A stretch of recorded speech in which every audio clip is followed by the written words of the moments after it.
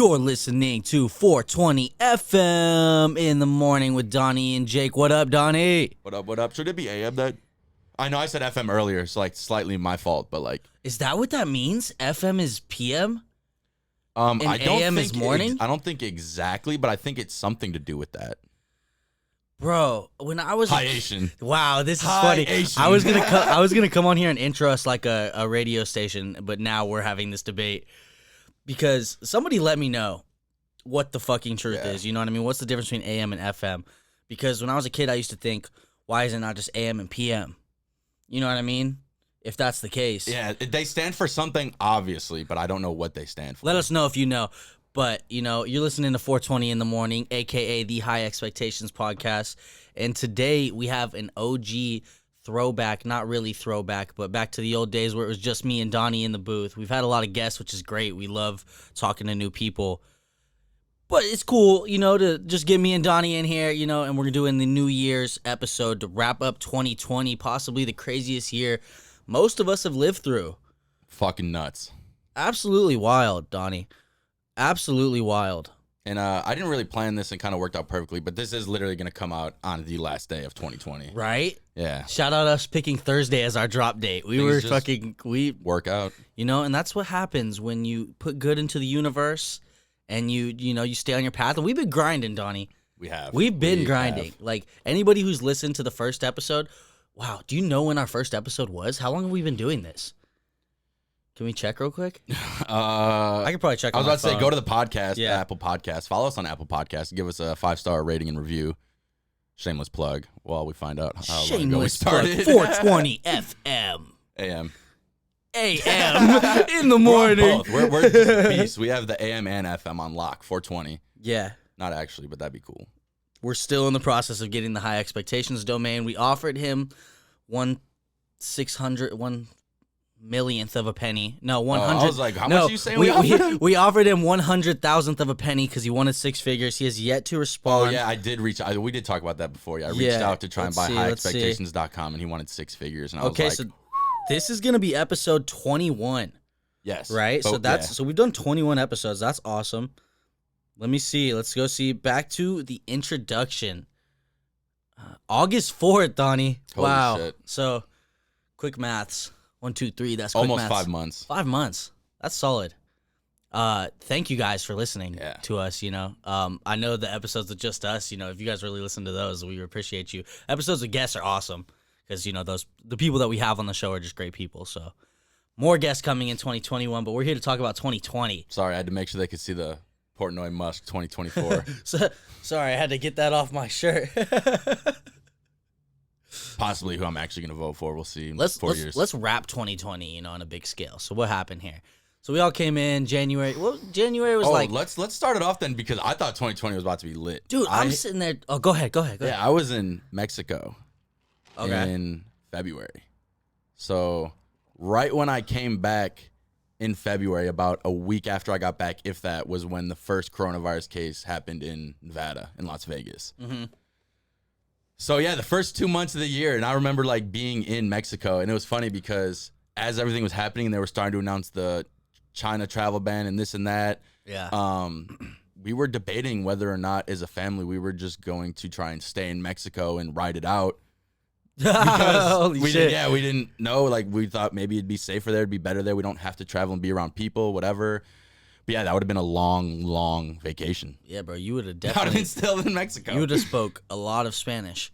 Yeah, for sure, bro. 2020 January, I got a new job, and I went from making like $400-$500 a week to making like $900, possibly $1,000. No, I went from making $400-$500 every 2 weeks, like maybe like $600, you know, on a good week, but to making like literally $900+ in 1 week. And like my life was starting off great, bro. I was stacking up so much money, and like I was investing in stocks. I'd put a little money in. My shit was doing good. It was doing good. And then, you know, I remember hearing like the coronavirus, right? And I remember seeing this shit, and I'm like, man, they got like Wuhan quarantined, you know what I mean? They're talking about people are eating bats, and this is what, like, this all started from eating bats, like, what? Yeah, and this was in the, we're going to throw it way back to 2020, because this feels like centuries ago. Right. This was the Joe Exotic days. Wow. Yeah. Tiger King came out this Tiger year. King was literally quarantine. That was the beginning of quarantine.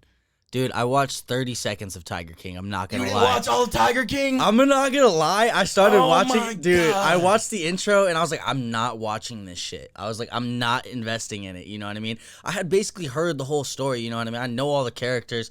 I know what happened. I didn't watch the whole thing. You know what I mean? Shame on me. Shame on you. My roommate still hasn't either, and I fucking destroy him for it. Shout out Ab, Donnie's roommate. Yeah. He's a resistor.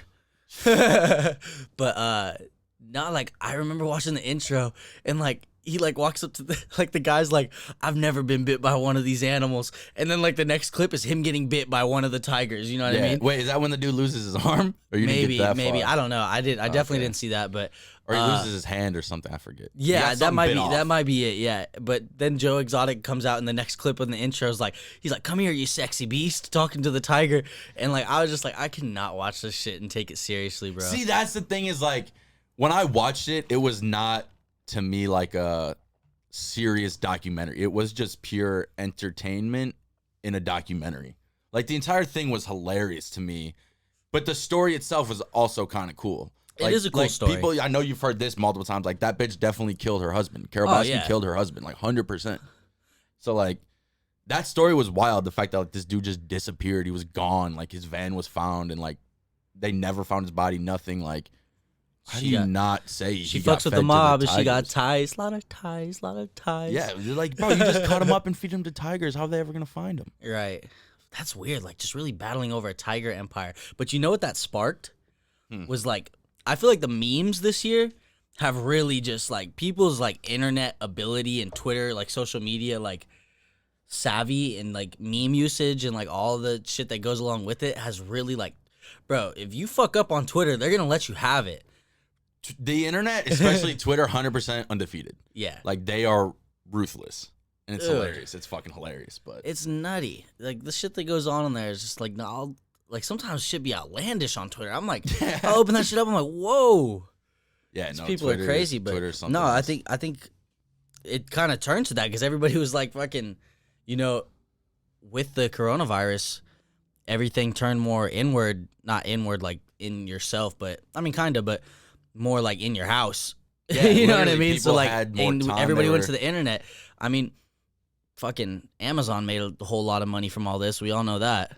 Yeah, that especially. And I think people started to realize how much the internet can really keep you connected to people. Like, yeah, a lot of people don't use the internet to interact daily, and people are like, oh, I hate social media. I hate this. I hate that. I get it. It has negativity. It has all this shit to it. But like, I talk to friends from back home. I talk to friends out here that I don't see all the time. Like, I talk to people and interact with people all the time on a level to where like, hey, when we see each other, it's not like, what the fuck have you been doing for 6 months? Like, I know what they've been doing. They know what I've been doing. Yeah, we have more stuff to catch up on in stories and whatever, but like, you know what everyone's doing. You constantly are talking to them, interacting with them. Like, it makes it easier to not miss a beat when you see people and shit. It is a blessing, bro. All this technology, like, I mean, imagine like people when they lived and like there was no phones, you know, and you like all you really could do was write a letter, and you know that shit probably took forever to get there. You know, you probably don't get a letter for months back in the day. Yeah. You know, you couldn't. There was times where you couldn't even call your mom. You know, if you didn't know, if you were out of the house. Like nowadays, we live in such a luxury, and I think a lot of people do take it for granted. I've taken it for granted at times. You know, we literally like fuck Amazon. You know, right? But not fuck Amazon. But like, I don't have as many problems with them as I do Apple. They're just a big ass company, or not Apple. I mean McDonald's. I was gonna say, McDonald's. I really have no problems with Apple. Fuck McDonald's. But always. We're bringing it all the way back. I'm proud of myself. I somehow got there. Yeah, I would have forgot, but yeah. Close your eyes. Imagine you're on a boat. Yeah, all the 2020 references. Right. In one episode. But, like, we live in an age where literally I just got a bonsai tree and I went to Walmart and they don't have watering cans, right? They're just out. Interesting. Just out of watering cans. It's just people have really gotten into plants, I guess. So, fuck me, right? My bonsai will just suffer. That is actually really interesting now that you say that, because one, I was just thinking it was probably just like a distribution problem. Like the coronavirus has halted a lot of manufacturers. Oh yeah, that too. Whatever. Sure. But it was interesting too that I think it is even more people have probably gotten more into plants. Yeah. Like, one, people got into it, and two, people that always liked plants and just never had plants were like, well, fuck, I'm home all the time now. Like, I'm getting plants finally. Okay, I want to get back to the plants because I actually do want to talk about that. Yeah. But I think that's interesting. I want to say something real quick just about like the luxury of like the way we live it today. Like, I literally could order this. I ordered the watering can right when I left Walmart, and that shit came to my house 2 days later. Yeah. You know what I mean? And there's some stuff even that you can get same-day delivery or next-day delivery. And right now, during Christmas, you really can't get same-day delivery. Right now. Yeah, everything's 2 days. But yeah, normally, you can literally order something, and it could fucking be there by the end of the day, you know, if Amazon has it in stock. Shit's wild. It's crazy. It's nuts. Like, I literally can, like, my brother just got speakers for his computer, and he's like, where do you think I got the curtains and the soundproof foam? Amazon. And you don't have to leave your house, and that's, you know, we'll talk about Cordia a little bit later, just to like kind of fucking talk about it because it's doing us well. Yeah, absolutely. But people don't realize like this is the future. It's here. You know what I mean? People don't want it. We're lazy as fuck, but we're also ambitious. But we're creatively ambitious, like by nature. Humans don't want to fucking be ambitious at a job where they have to like work their fucking ass off for something that they don't want to do. They want to be ambitious towards something like podcasting that they really fucking like. You know what I mean? But and it's crazy too that. I don't want to say like, oh, I put in so much time, but when I look back at the amount of time that I really spend working on podcasts, working on designing and like marketing, interacting, like everything, when I look at how much time I really put in, like it's probably like 8-10 hours a day, easily. But it stops feeling like work. Yeah. Like it literally just feels like, oh, this is fun. I like doing this. This is awesome. And like, it's actually productive and it's actually working. And so like, it's great because crazy. This, like, us being shifted more indoors has allowed you to dive more into podcasting. You know what I mean? If coronavirus never would have happened, I don't know if me and you would have ever started this podcast. You know what I mean? I don't know. I mean, maybe fates, you know, the fates that be, they'll pull the strings and it would have happened no matter what. But, like, really, it was just like, and, you know, it's crazy that we actually started this podcast because I remember hitting you up and I was like, because you guys had the Dab Sports podcast, and I'm like, yo, I want to be on a podcast. You know what I mean? I just want to like, I do remember. I just want to like be on an episode. And then we came here and we were just talking, we were just chopping it up, and you're like, I have this high expectations idea, and I'm like, dude, that's fucking dope. And you're like, you want to host it with me? I'm like, yeah, let's fucking do it. Yeah, no, I do remember because I'm like, and now this is like one of my favorite things to do. You know, I'm so like, it's so grateful for it. Yeah, no, you literally hit me up and you're like, I want to come on Dab Sports, and I was just like, all right, like, what do you want to talk about? Oh yeah, and like, because at first I was like, yeah, like, bro, you watch sports, like, you like sports, sure, like, we can come on and talk sports. But then you said you want to talk about woke shit and everything else, and I was just like, we can do that on Dab Sports, but like, that's not really like our forte. Good. It's not really like what we do. We really are just sports. Yeah, because I'm really not the biggest sport. Like, I like sports, you know what I mean? But I don't watch sports avidly, and like, I couldn't tell you fucking players on the team like at all on all teams. There's some teams I probably couldn't even tell you a player besides maybe like, especially sports like hockey, you know what I mean? Like that I don't watch. Yeah. So like, it would have been whack for me to come on there and talk about sports. Like, oh yeah, I like the way they shoot. Yeah, and it's so funny that. I tell people this too, is like when growing up I was always just like, when people are like, what do you want to do, blah blah, and I was like, I wish I could just watch sports all day and get paid and blah blah, this and that, and it's just like, I kind of do. It's like, not that far from reality. Yeah, like I schedule my own time, I schedule everything around the sports I want to watch, and then like even on a day like today or tomorrow when they're like there's sports all day, like random college bowl games, I'll sit here on my laptop on my computer and like work on stuff while I'm watching the game, and like it doesn't matter if I watch the game for 30 minutes and then on commercials work and this and that, like it's my own schedule. As long as I get stuff done when I need it done, like it's crazy. Like I never thought I'd be making my own schedule right now. It's nice. Weird. Yeah. I think a lot more people are freelancing too. Yeah. But let's get back to the plants. I want to talk about the plants before we get too far ahead. The herb? I'm just kidding. The other plants. That good loud? We can talk. I think more people are doing that too. For sure. But the other plants. But the other plants. I think a lot of people, and I think it's kind of becoming a trend amongst people where it's like you want to be a fucking dog dad, dog mom, plant dad, plant mom. You know, it's people who don't want a baby, but they want to care for something. You know, I think people genuinely want to care for things. And, you know, if you don't have that somewhere else, you go to a plant or you go to an animal. I think that's why people have like been getting plants. Plus, like, we're in the house anyway, so it's like I might as well, you know, take care of a plant. It gives you something to do. I mean, it's better than doing fucking 100 puzzles, right? Like, yeah, and a lot of people, yeah, for sure. And a lot of people do really deal with anxiety and depression, and like this quarantine and coronavirus is really fucking with a lot of people.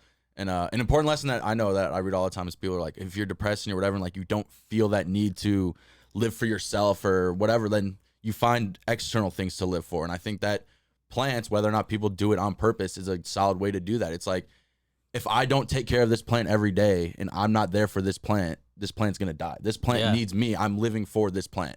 Like, and if you like plants and you're like, you love it, gives you a sense of things, purpose. Yeah, too. It does. Like you said, it makes you feel needed and wanted. And that's important to a lot of people. I'm really hoping I don't kill this bonsai. It's hard to grow bonsais. I don't take care of plants. I've never taken care of plants. I never probably have would be terrible either. at it. I'm not a plant dad. My homie, plant dad, newly admitted. Send me tips if you have them for real, because I'm fucking trying my best out here. But yeah, my homie Antonio got it for me as a gift, and like it came in a box, and like who knows how tossed up the box was. Like, it's good, bro. The bonsai's all right. It's living and breathing right now. I promise, everybody. Get off my head. You know what I mean? But I don't know if I'm gonna be able to keep this thing alive through winter, through summer when it's 100 degrees. It's an outdoor plant. Like, do I need to give it a blanket right now? Somebody fucking help me. Wait, it's outdoors? Bro, it's an outdoor bonsai. Oh, yeah, I have no idea. Yeah, I mean, I feel like it seems like it's good. You know, I got it. We'll post a picture on the Instagram when I get my whole setup. I got it. This nice mat, this little table. I got a smoke incense to put by it. Hell yeah. I even got a tiny gong, so my feng shui is really just on. I fuck with it. You know what I mean? I'm really on my Miyagi shit back there. I hope this bonsai grows with me, but for sure. I'm not scared. I'm aware that it's a difficult task and I've never done it before, so I may fail. But I will fail forward if I fail. I was about to say there will be plenty of times and plenty of opportunities for you to get more plants in the future. Exactly. So plant dad, you know what I mean? Learning experience. Next year I'll have 5 plants. I was about to say, like, the crazy cat lady, you're gonna be the crazy plant dude. Like, I started with one plant. Like, I'll just take this plant, and it's like, I end up your on house is full of plants. I end up on My Strange Addiction, and it's like, I'm like 84. I never got married. I just love the plants so much. All you do is talk to plants all day. All right, so let's look. So we're in March. Coronavirus hits, right?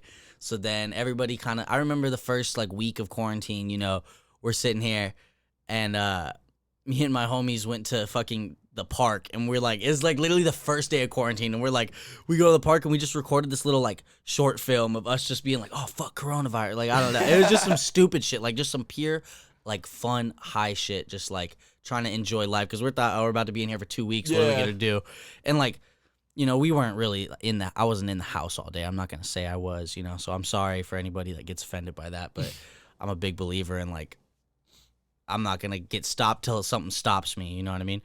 But that's kind of a weird mantra. Don't just disregard that. I was going to say, I'm not going to argue with you right now. It seemed like leave it at that's a really intense mantra. Like, I'm not going to get stopped till I get stopped. Like, what the fuck does that mean? You know what I mean? But I've been trucking through trains my entire life. I'm not going to, like, let something limit me in a sense, you know what I mean? If it doesn't absolutely necessarily have to. But basically, live your life, take precautions, be smart. You know what I mean? Do what you got to do. It can't just stop everything. Yeah, I mean, what were we supposed to do? Sit in our houses for a year and everybody gets depressed? Like, and all we do is shop off Amazon? Like, I'm all right, you know? It's wild that we're still, I don't want to say at square one, but we're still not much better off than we were in the beginning. I mean, yeah, especially with the mutations. Yeah, which is disappointing, but I mean, think. What do you expect? Like, it's been almost a year. People are literally going insane in their house. Like, yeah, it's, you know, at this point, it's like I think some people probably just don't care. Yeah. Like, you know, I'm done. Like, what am I supposed to do? Like, I have to work. Some people, and the people that have to work, like, what am I supposed to do? You know what I mean? So I'm supposed to go to work and fucking not deal with, but be around so many people in a daily basis. And then, like, I'm not supposed to, like, go out and be around people that I actually like. Like, I have to put myself subject to risk around people that I don't even know or necessarily, like, you know, or I don't necessarily dislike. But, like, then I'm not going to go enjoy time with people that I actually enjoy with. Yeah, and there's certain, like I said, there's so many things, like restaurants. There's so many ways to still let people go to restaurants and also be smart and try to not spread a disease. Like, I mean, to shut down restaurants still a year later without government assistance and no funds, like, it's stupid. They're trying to wipe out I don't want to say they're trying to wipe out, but the restaurant industry, and we can talk about Cordia because they're a disruptor, but the restaurant industry is, you know, it's really coming down to, you're going to have your high-end restaurants that you go to a nice dinner for, and then you have your you have your chain restaurants that just aren't going anywhere, and they'll be like local. Like, I don't think Sizzler will ever go out of business in fucking Reno. You know what I mean? Like, or the Sizzler in Carson City. Yeah, that's there forever. But speaking of businesses going out of business, I don't know if we want to talk about this, but I don't know if you saw the Barstool Fund. That's why I love Dave Portnoy rocking it. But they're raising money for small businesses, and basically people submit their stories, and they're picking small businesses to not just give money, but they're committing to month to month until everything is back to normal. They're going to keep them in business. And I don't know how many businesses they're at now. They're up to like 15 or 20. Like every day it's like 4 or 5 new businesses, and like they've raised over $10 million. And it's hilarious because it came this whole, I watched Dave Portnoy's podcast, and at first, before he started calling people out on the podcast, he was literally like, I don't know if I want to call people out. Like, I don't know. Like, that seems weird, blah, blah, blah. And like, whatever changed, something happened and people were like, do it, whatever. Or he decided to do it. Like, he just started calling people out on Twitter. Like, everybody. Like, he started calling out like Anthony Pompliano, Roger Goodell, the Yankees. Damn. Like, he just started calling out all these people to donate money, and like, it's just spread. Like, Gary V's had him on for a live stream to talk about it, and he's got all his people on. Anthony Pompliano got called out, and because like there's a whole Bitcoin war, basically like all the Bitcoiners are against Dave because Dave sold Bitcoin and didn't understand it and blah blah blah.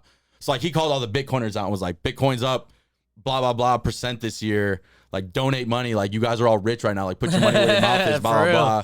So like Pomp started I forget the exact, like I think it's like the Giving Block, but it's like a blockchain for charity. So they created a way to donate Bitcoin and like cryptocurrency on the Barstool Fund, and like it became like this whole war. And like Dave would post like the Bitcoin scoreboard, and it was like the Winklevoss is 200K, whatever the other guy's name is, going parabolic 100K, and then it was like Pomp 0, and like he would call out people and like put on the scoreboard, and like they were updating it, and like it was all fun and games, and like they would go back and forth, and like Pomp would tweet it out like, yo, like they're making us look bad, like everyone that had like Bitcoin and made money, like donate, and like it's still going. It's been like maybe 2 weeks, 3 weeks, if that, and like they've got over 10 million now, and they get like $1 million a day. That's awesome that they're doing that for small businesses. Honestly, because small businesses have been hit, like they're one of the hardest groups hit. You know, I mean, my aunt and my mom run a small business, and their business relies solely on conventions and staffing for conventions. You know what I mean? Yeah, exactly. And like events that come to, and there is no events right now. You know what I mean? And like when they're good, you know, that like anybody who's worried about me or my family's good. They're good, but their business has taken a huge hit because of that. And a lot of small businesses have, I mean, when conventions come back, they're good to go. You know what I mean? Right. Because a lot of other companies that do what they do did go out of business. Yeah. You know what I mean? And so they'll have the advantage there. But as far as small businesses go in general, like I know the PPE loans helped a lot of people, but I know a lot of people also weren't even able to get access to them, you know? Yeah, some people never got money. Some people it ran out. Some people got money for a month. There's some stories where like weird. They had to apply for multiple loans because one wasn't happening, and then they got one loan for a certain amount, and then like they spent that money, and then they were about to get another loan, but to get that loan they had to pay back the other loan. So they got another loan, but then they owed $6,000 back to the other company, and it's just like, it's strange. You're not helping anybody. You're just fucking people over even more. Like, it doesn't make sense. There was a lot of that going. I think we had a lot of that going on in this year too, where it's, you know, there's people that genuinely want to help, and then there's people that were taking advantage of the genuine help to finesse. Yeah, it was crazy because there was people that took money that didn't need it and kept it. First of all, obviously, who knows who those people are? Some people got called out, but there were a lot of people that took the money because they didn't know what was going to happen, and then got it and was like, oh, I don't need it, tried to give it back, blah, blah. Like, it just caused this whole fucked up system, and then the people that really needed money that couldn't get to it still haven't gotten money in this whole year. Yeah. Like, some people were literally, like, the stories, because Dave FaceTimes them and, like, lets them know that, like, hey, you're getting the money, you're in the fund, blah, blah. And, like, the people's reactions, like, some of them, like, their parents have just passed away. They're like, honestly, like, after December, like, I had to fire my employees. Like, this was it. This was the end. Like, blah, blah, blah, this stuff. And, like, yeah, these people are literally at their wits' end, and like it's not their fault. They can't open. Some of them have spent money to like change their air systems. Like Jim Cramer even talks about it. Like he owns restaurants. Like once again, he's fine. Like he doesn't need money. Right. But like to run his business still, he spent thousands and thousands of dollars to like change like the air system or the air filters or blah blah blah to make it so like people wouldn't be spreading a virus. And then they were still like, nope, you're closed. Not good enough. Yeah. And it's just like, think about the people that were struggling. $10,000 to their name, and they're like, I need to make my business work. I'm gonna put my last $10,000 to meet their rules and meet their expectations, and then they still say it's not good enough. Like, yeah, what the there's fuck are you definitely doing? there's definitely some politicking involved in that. You know what I mean? On who gets closed and who doesn't. Yeah. I mean, if you think about it now, like as opposed to the rest of the world, I mean, I'm not 100% sure about other countries, but as opposed to the rest of the world, Vegas like is open a lot more so than like a lot of other shit. Like obviously in more rural areas where there's not as many people, but like if you go to like a place like a big city, like Vegas is like, as opposed to all like New York and California and Chicago and you know like it's not like that out there. You know what I mean right now? Like it's out here, it's like you can still go do shit. California just passed, in the Supreme Court or whatever, they just, in the appeals court or whatever it was, they just passed extending no indoor dining through like February. Jeez, indoor dining. Please. Like how do you run a restaurant? You don't. I mean, and this is where, you know, companies like Cordia come in because now they're going to, it's just like how Amazon took advantage of the retail space. They're going to take advantage of the food delivery and food like space because the restaurants, there is not as many restaurants. And if you don't want to go spend like $20, $30 per entree or per person, you know what I mean? $50, $100 per person, you know, you're going to just order from a delivery service, you know, companies like DoorDash and Postmates, Cordia, like Uber Eats. Yeah. Uber Eats. Uber, I think, bought Postmates actually. Uber did buy Postmates, yes. So yeah, like they're trying to do everything. Yeah, I think now it's just what, Uber and DoorDash. I think that's the only two. Uber, DoorDash. Well, Postmates. I mean, Postmates is still Postmates, but like, you know, like as far as companies go. Yeah, as far as the actual companies go, I think it's them. I know. Well, DoorDash is doing their IPO soon. I think. I think they IPO'd. Oh, did they already go public? Yeah, I think they IPO'd and then they skyrocketed like every other fucking IPO this year. Did they go public? I thought it was on hold. You know what's crazy too? I think a lot more. I think this is like the most investors that have ever been in the stock market. Yeah, and it's one because people are taking the time to learn and understand because they have the time and they have it, and then people are really starting to see how fucked up and corrupt our government is as far as controlling our money. Yeah. Like I don't know the exact stat, but like 25, I think it was like 25% of all money like was printed this year. Like it's not like obviously like physical printed dollars, but like the bonds, the like all the debt that they're creating, like 25% of the money in our economy was created this year. I wonder what our debt will be after, you know, this year. I don't actively keep up with our debt, but and it's interesting to me. I think would be really interesting to have somebody come on here and talk about like the national debt and how that works. Yeah. You know what I mean? Because I think a lot of people, including myself, don't fully understand it. You know what I mean? Like, like I get we borrow money from other countries, right? And we have to, but like, at what point are they paying this debt back? Like, I think it would be... that's the thing is, so let's say these governments, like when they bailed out the airlines in 2008. So let's say they give, I don't know the exact numbers, I'm making these numbers up, but let's say they give the airlines $10 billion in, I think it's bonds or whatever. They basically give them money and they have to pay it back with interest in a certain amount of time. But if those companies file for bankruptcy, it can wipe out all of your debt, some of your debt. Like it's just, you sometimes don't ever pay that back. Yeah. So a lot of the debt that is being created is never going to be paid back. It cannot ever be paid back, which we can dive into this later. But main reason why I support Bitcoin, main reason why I think that we're going to actually see a collapse of the US dollar in our US economy in our lifetimes. And I think that's going to scare the shit out of people and really lead to globalization. Shit, man. I'm just trying to make like a solid few mil in the stock market. And then I'm taking my shit straight to the streets. Just as in making a business, you know. I'm not going to go just roll dice. slowly transfer your wealth into Bitcoin. No, I'm definitely going to buy Bitcoin. When once after Neo Day, I'm expecting Neo to go up. So I think I'm going to sell a little bit and then get into Bitcoin. That's kind of my plan right now. Yeah. I wish I would have gotten to Bitcoin when I fucking first started the podcast with you, because that shit was probably at like, earlier this 14, 13,000 a Bitcoin. Yeah, even in March it was down to 3,000 or 4,000. Jeez, I mean that's what is that? Crazy. That's 700%. Like 9 times. No, yeah, it's like 900%. Oh, that's 9,000%. No, 900%. No, 900. Yeah, 900%. 9,000 would be a lot. Yeah, no, 900%. Yeah. Cordia is going 9,000%.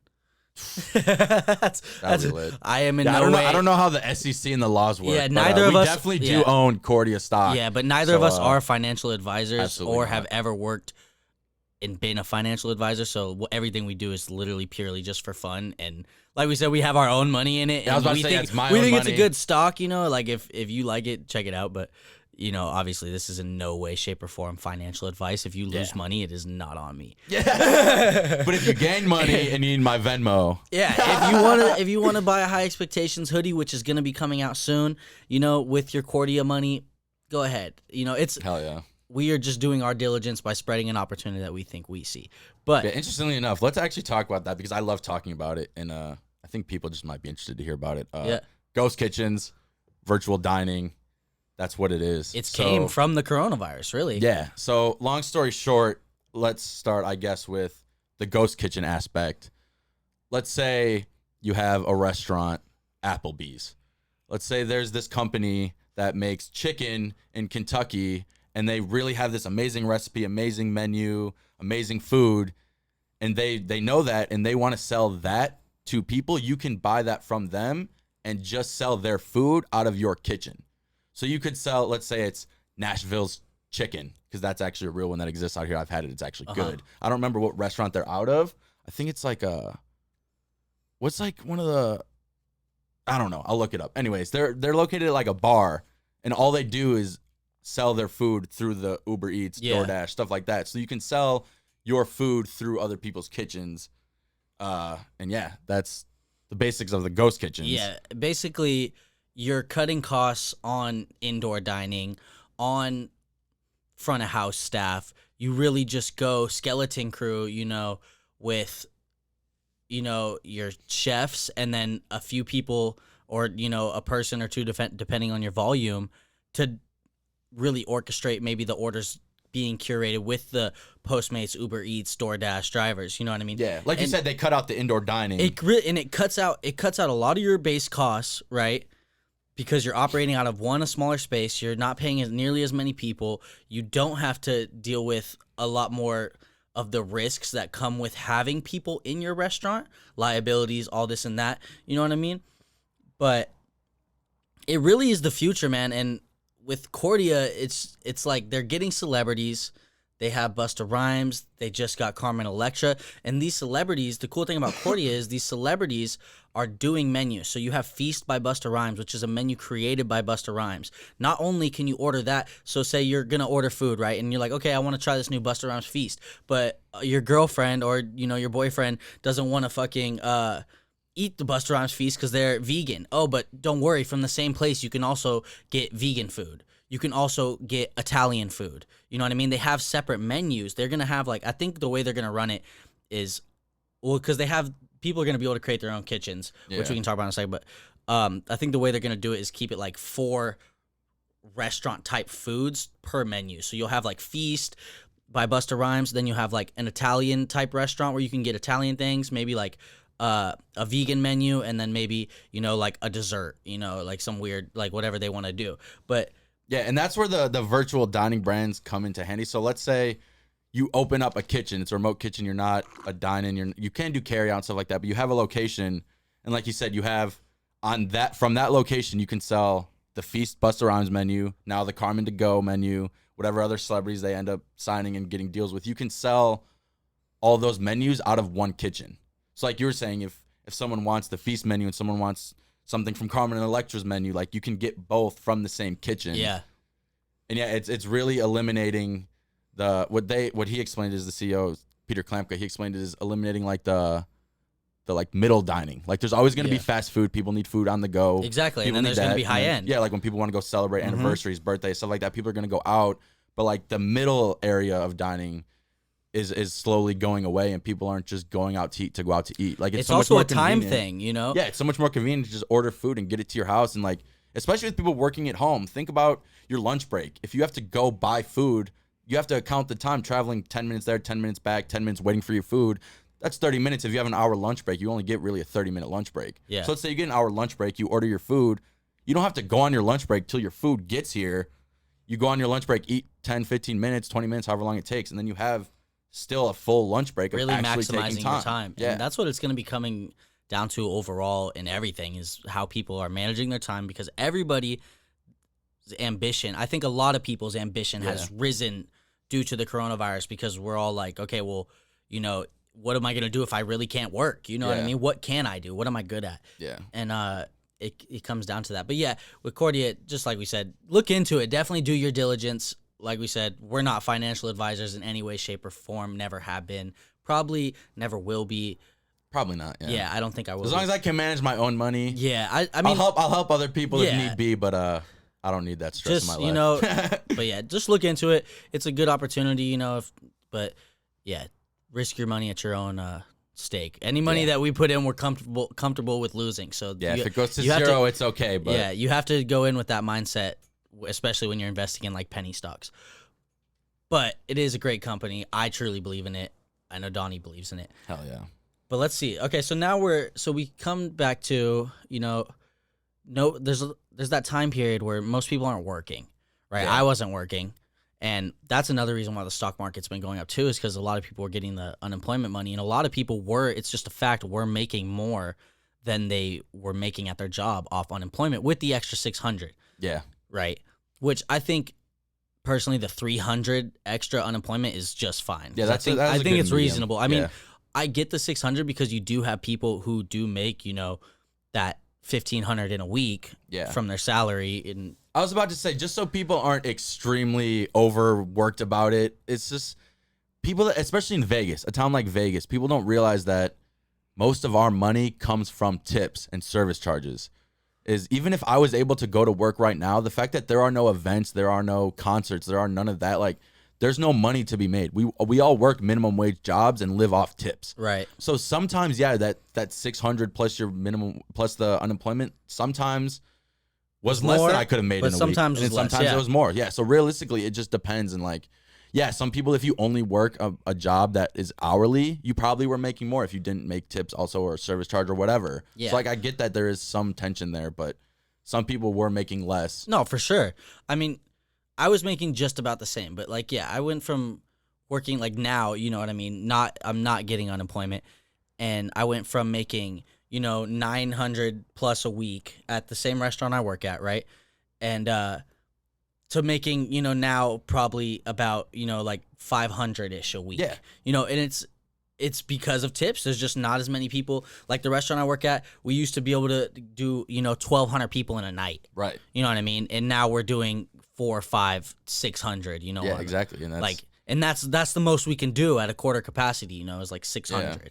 Yeah. And like I said, people don't realize that that's a lot of money being missed out. And that's not people saying, "Oh, I don't want to work. I don't want to." Like, you can show up and do everything right, but because of those rules, there's a limit on how much you can make now. And that's a hard mentality to deal with, because not mentality, but a hard thought to process, because it's hard to do the same job that you've done for more money for less money. Oh, absolutely. You know what I mean? Yeah. And that's one of the reasons why I left Brooklyn Bowl, like, is because the first year I worked there, we had a service charge from, I'm not going to say the company it was, because I actually don't know if we can say that.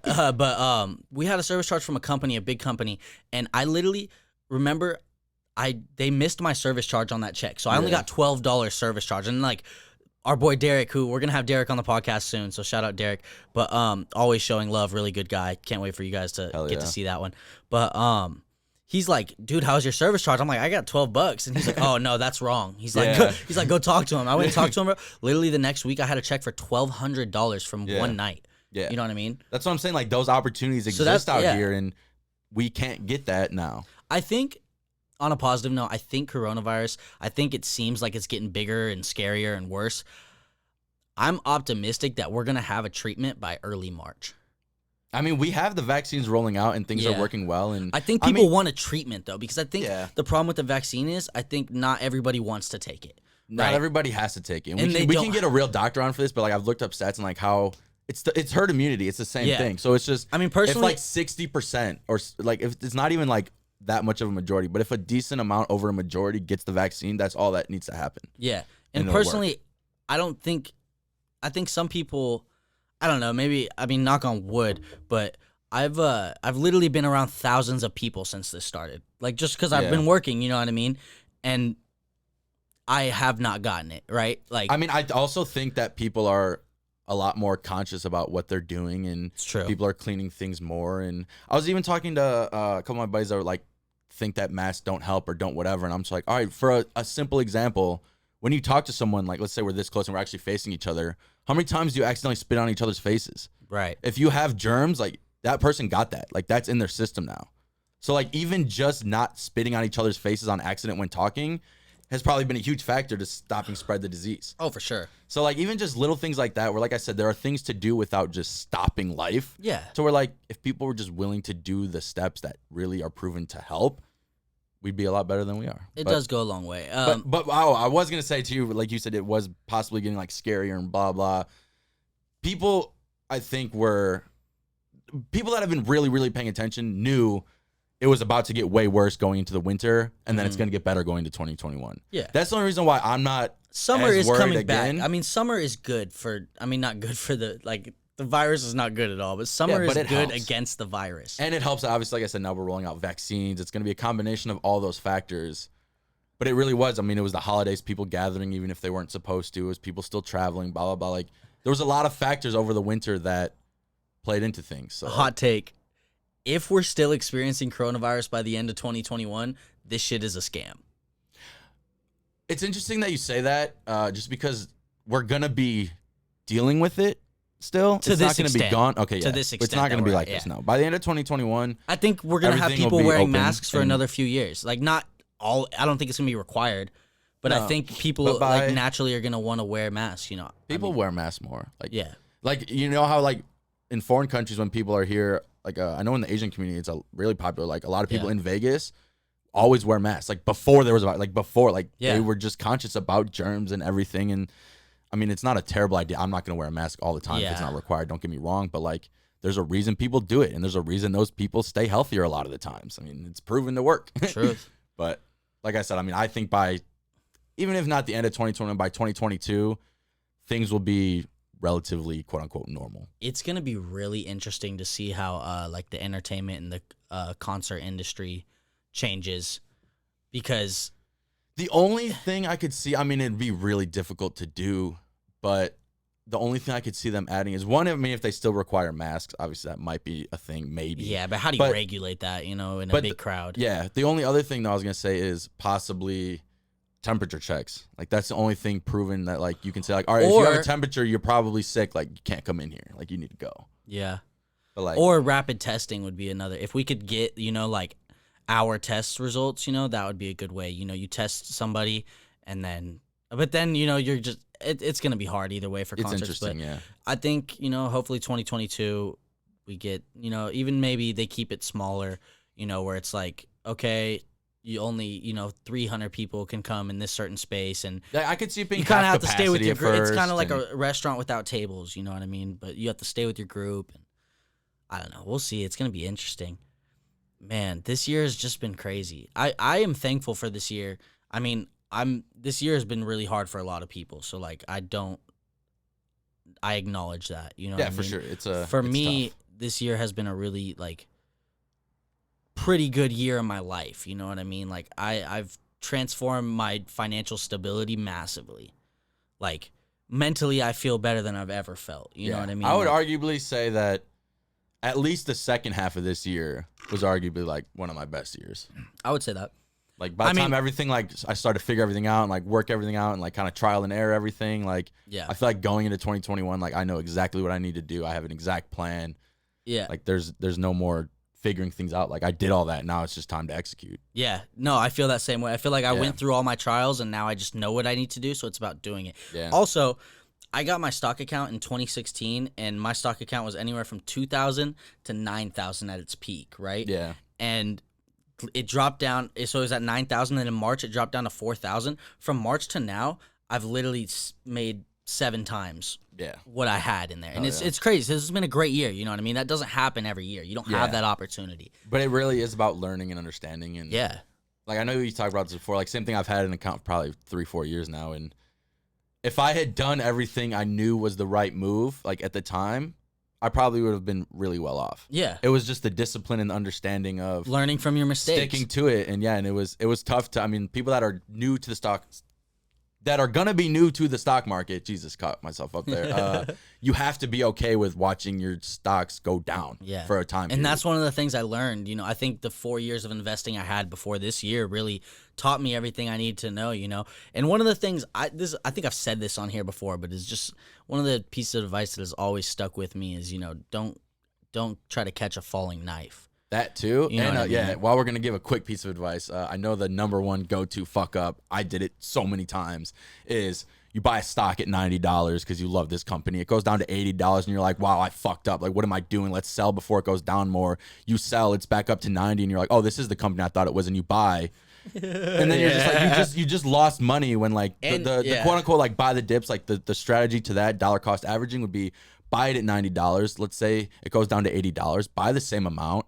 Now you technically just bought the stock for $85. If it goes back up to 90 where it originally was, you made money. Yeah. So like that is small a really good strat. And it's a really good strat. It's one of the most simple basic strategies, but for people that don't know about dollar cost averaging, it hurts to watch money go down. And you're like, I can't lose more money. I have to get out now. And like that's not the That's move. what I did with that's what I did with Planet 13. I bought Planet 13 at like $2, right? Yeah. And it went down to 90 cents. So I just doubled my position and now I'm in for at $1.50 and I just sold it all at $5, but that's $3.50 on however many shares, Yeah, it's pretty good. It's like I said, it's being able to stomach the losses and just knowing that if you're that fond of a company, it's a long-term game. If you want to get into day trading and swing trading, like month to month, day to day, like do your research. Don't start there by any means. It's not the move. If you want to just have like the safest way to invest is long-term investing. Yeah. Buy a company that you think 10, 20, 30 years from now, they're going to be bigger, they're going to be better, and they're going to, first of all, still be around and doing their business. And don't panic when it's red.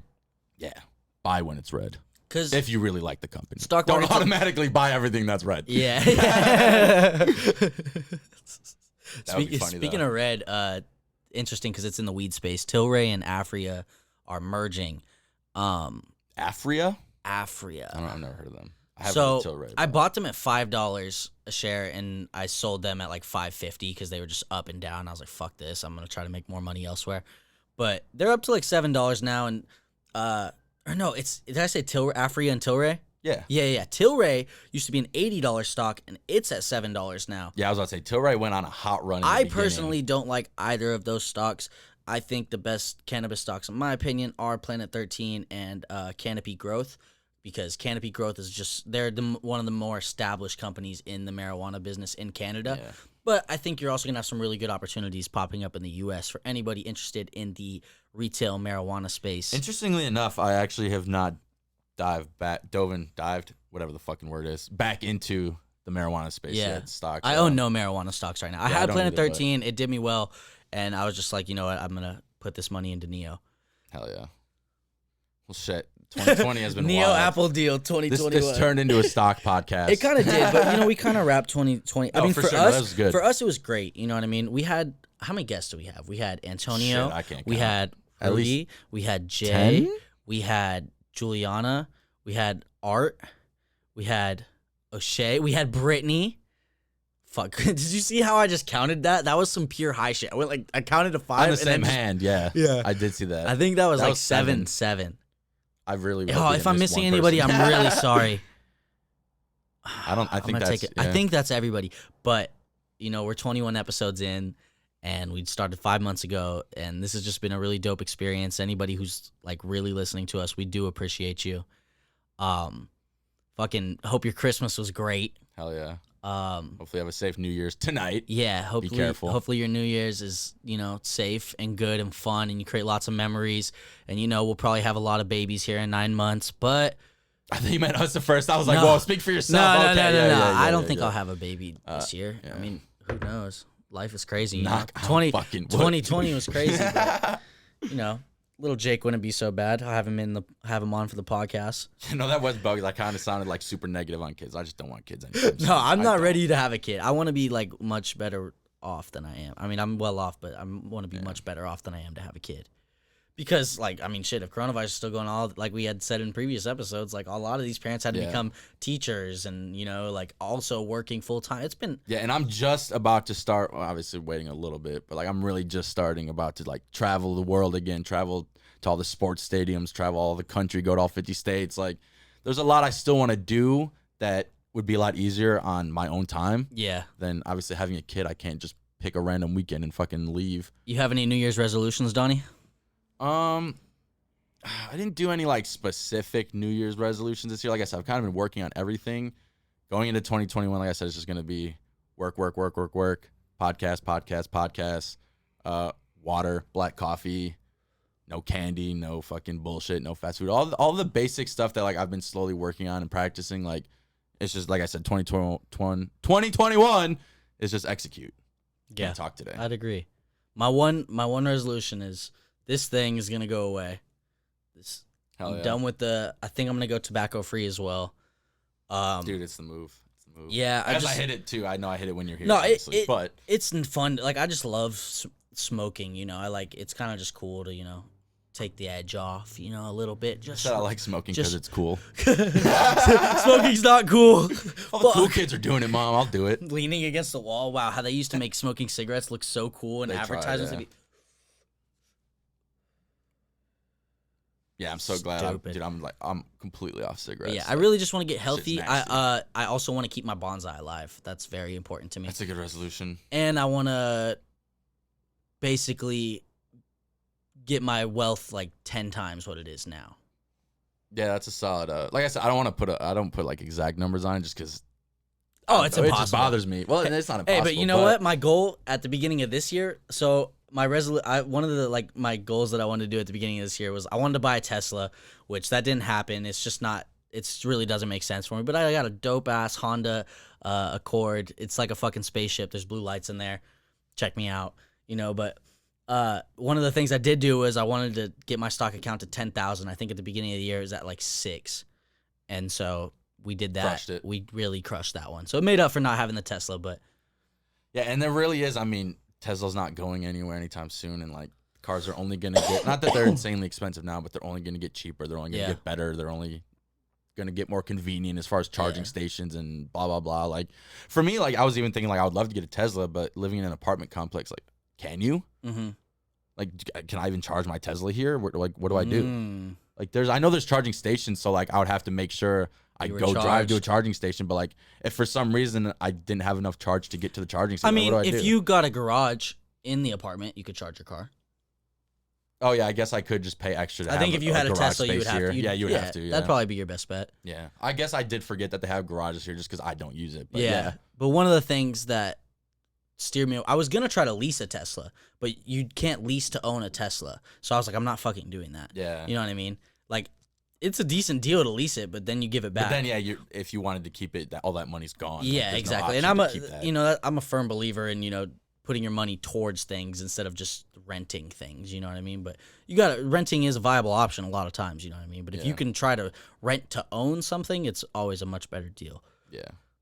But absolutely, it's smart on Tesla's part. So if you are invested in Tesla, it's good for them because they get their cars back and they take your money. Yeah, right. They're on a tear right now. Hell yeah, they're doing great. I want to get a Cybertruck.